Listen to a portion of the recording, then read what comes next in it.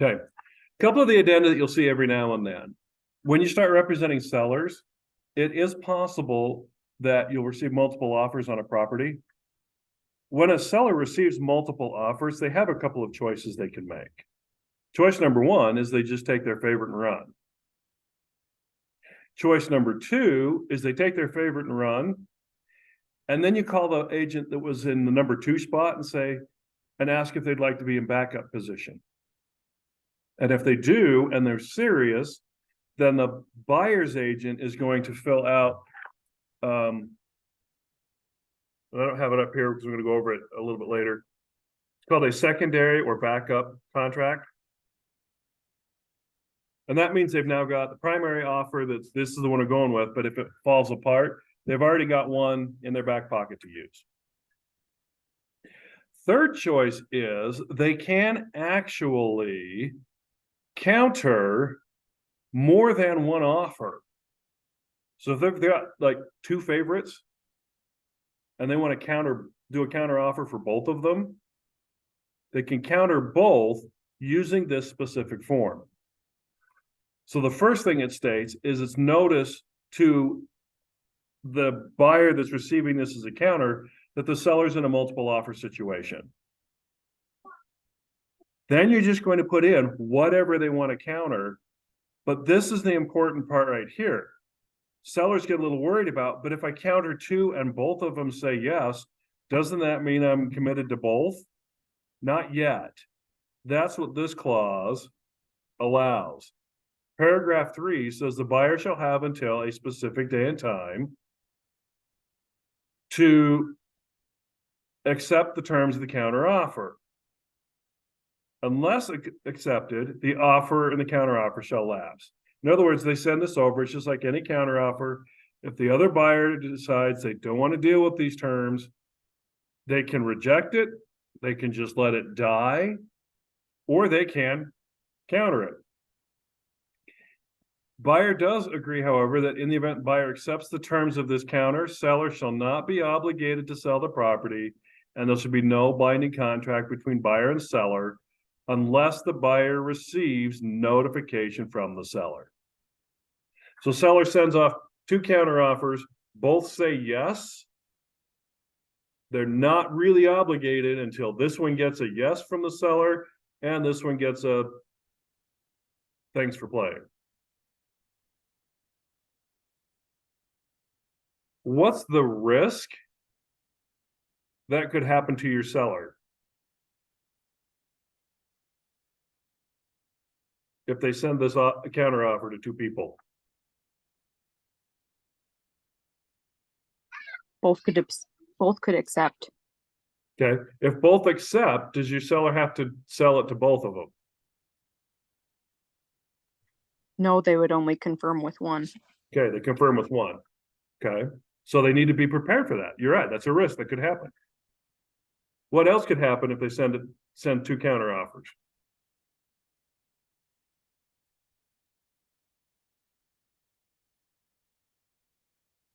They could both be denied. Yeah.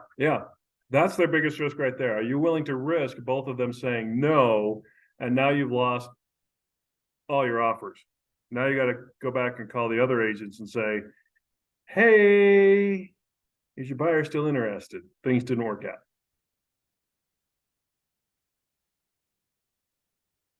I have had one situation as a buyer agent where we received this. My buyer was, by that point in time, had already looked at something else. And it took a little bit of explaining to them how this would work. I have presented it to some sellers. I had a seller that got 9 counter offers. He's like, you know what? I don't want to have to deal with that kind of headache. I like this one the most. We're just going to go with that. So this is a conversation you can have with a seller, and while they're, when they've got showings, they get, listing or offers start coming in. Are you as an agent obligated to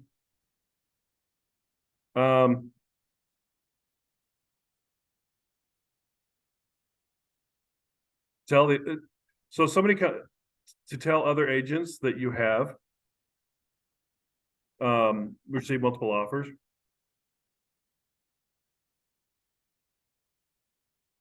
I'm sorry, can you ask that again?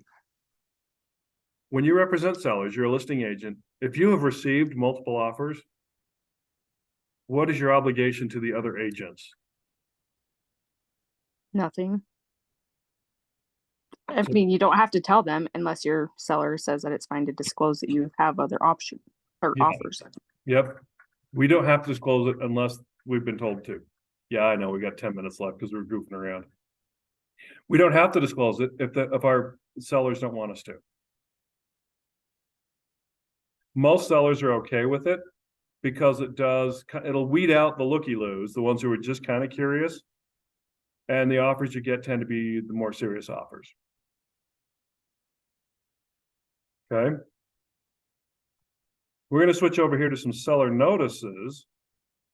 If your seller sends out a counter offer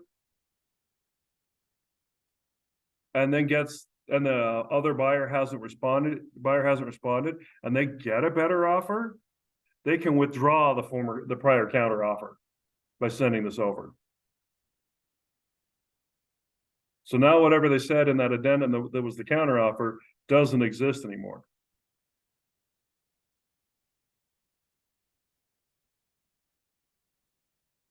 And it's a notice. This is one thing about notices. You see how there's not a number there? It's not an addendum, it's simply a notice.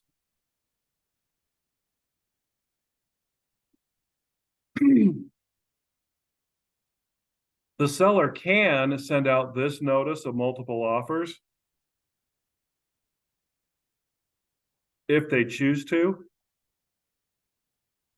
Addendum number blank to the REPSI contains a notice of multiple offers and seller's counteroffer to buyer.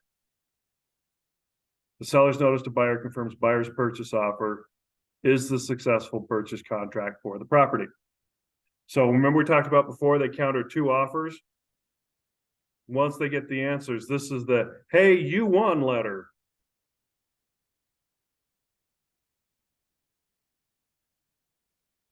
And then you can call the other agent and say, you're in second place. You want to do a secondary or backup offer? But this is the required written notification. Otherwise, the seller has breached the terms of this multiple offers. And then it all becomes dead, and then you're starting all over. Any questions about those?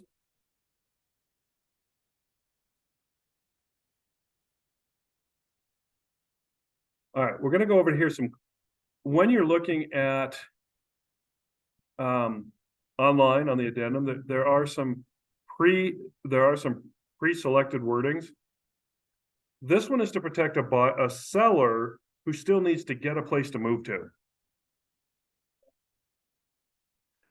It's called the subject to seller securing a replacement property. So your seller says, okay, I'm going to accept your offer subject to me getting a place to move to. It used to be worded as purchasing another place. Now it just says, as long as they found a place to live, rent, basement, buy, tent in the middle of the Pioneer Park, whatever. So does then that trigger a time clause? It serves like a time clause because you'll notice the seller has a right to cancel if in seller's sole discretion is not satisfied with the replacement property or has not secured it by this deadline, then the seller can cancel the REPSI. This is one of the few terms where a seller can cancel the contract, but it has to be added to the contract to allow them to do it. And then it says, by the way, if the seller doesn't send a notice of cancellation, then it's assumed that they're going through with the sale of the home. So it is, Brandon, you're right. It is a variation on the time clause, but it's putting the time clause on the seller and not on the buyer. I have until this day to get a place to move to. So in that option, would they sign that? I guess, would they sign that if they're trying to do a leaseback option too? Or no? Well, no, that's good. That could actually be one of the options they choose to pursue. Okay, I haven't found anything else to rent. How about I rent back the place that you're buying until, buy some more time, basically, to get a permanent place. Yeah. Or if the dates aren't going to line up, we've secured a place, but we're not going to be able to close on it until here, and and there's this gap in between, and I don't want to be in an Airbnb or homeless. It allows you some wiggle room to work it out.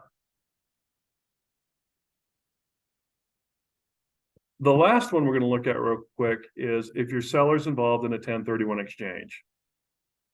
And you have to mark which side you're on, because this can be used as a seller or a buyer.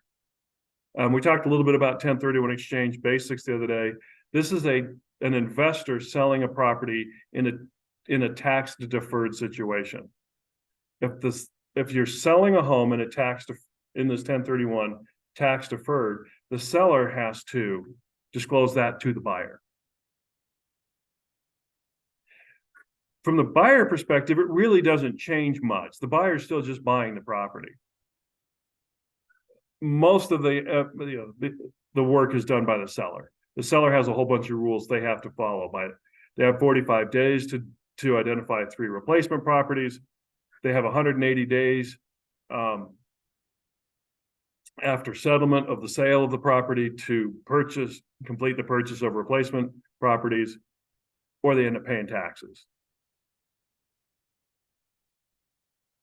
If you are representing a buyer who's buying a property on a 1031 exchange, they also have to disclose that to the seller, that they're using this as a suitable like-kind exchange.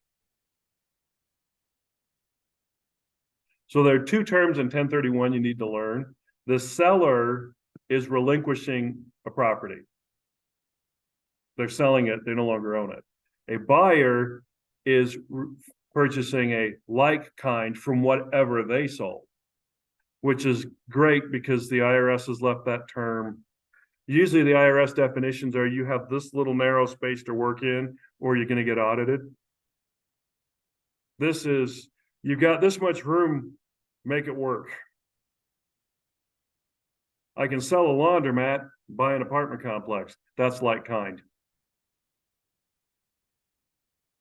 What I Why? can't, Because it's commercial, as long as it's not your personal residence.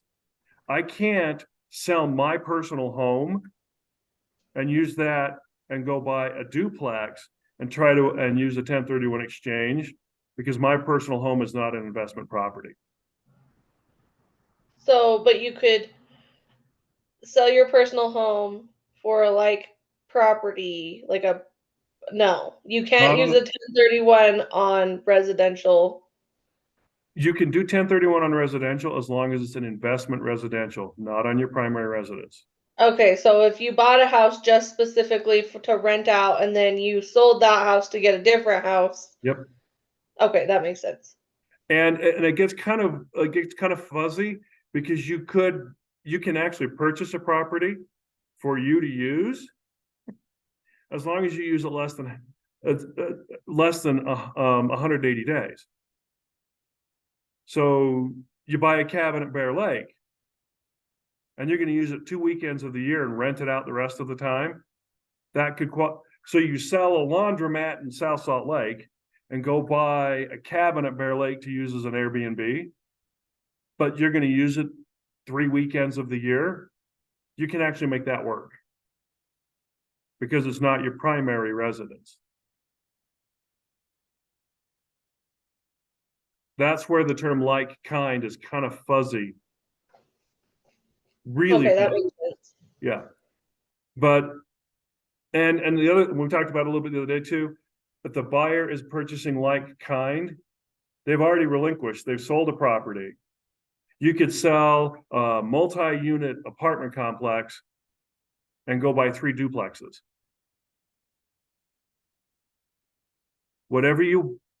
The rule being, whatever you buy has to be the same value of whatever you sold, and any mortgage you had on property you sold, you have to have that same amount of mortgage on whatever you buy. It was to encourage people to buy up. Sell this home that had a $300,000 mortgage on it for $600,000. Go buy this $700,000 property.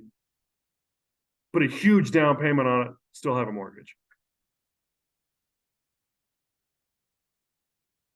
But both sides, if you represent the seller, they have to disclose it. If you represent the buyer, they have to disclose it. Just so the other party knows.